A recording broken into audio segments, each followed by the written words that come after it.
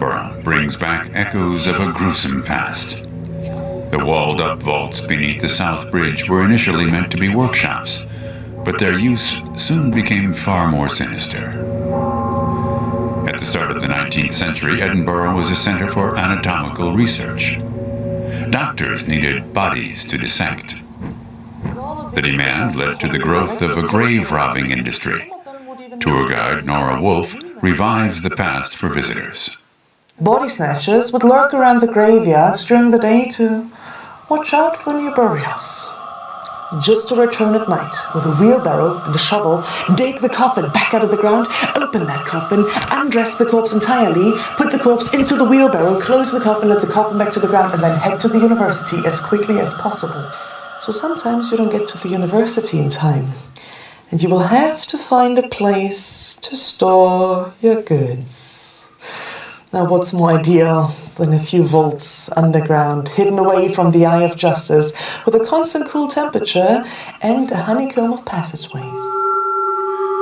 Bootleggers, prostitutes, and the homeless also gathered in the vaults. Legend has it that the soul of anyone who died in this crypt would remain caught there forever, like the soul of little Jack, who haunts the space.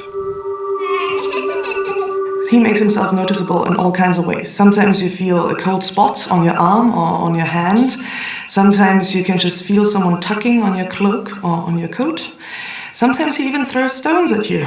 Especially in some of these rooms, some of my colleagues have experienced stones in their faces, so it has happened quite a lot. Edinburgh is said to be one of the world's spookiest cities. History contributes to its reputation. There were bloody battles, plague, and witch burnings. Mysterious murders create a fertile ground for apparitions. Most of them are in the Old Town, which the Scottish call Old Reekie or Old Smoky. Dark, narrow vennels with steep, shadowy steps have inspired authors to gory tales over the centuries.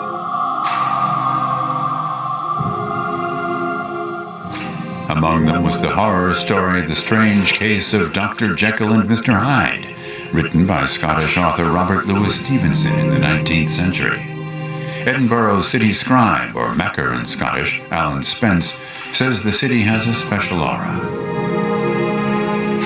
I think these things are in the air, they're in the atmosphere, and very profound spiritual energy. And I think writers of all sorts, poets, novelists, dramatists, feel those energies. They may not understand them necessarily with the intellect, but there's something deeper going on, something visceral, something that sparks the imagination.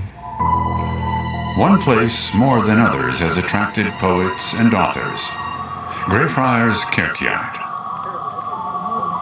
Burials have been taking place here since the 16th century. The overgrown place is said to be haunted. The rumour is it's the spirit of a former Lord Advocate whose tomb is here. And initially he took offence at some homeless person taking shelter in his tomb, in his mausoleum. And he got mad and beat the guy up. And since then there have been other recorded instances. It's one of the many ghost stories that inspired J.K. Rowling. When writing the Harry Potter stories in Edinburgh, she took breaks by strolling in Greyfriars Kirkyard. Thomas Riddle of Edinburgh was buried at Greyfriars. Rowling used the name Tom Riddle as the human name for her villain, Lord Voldemort.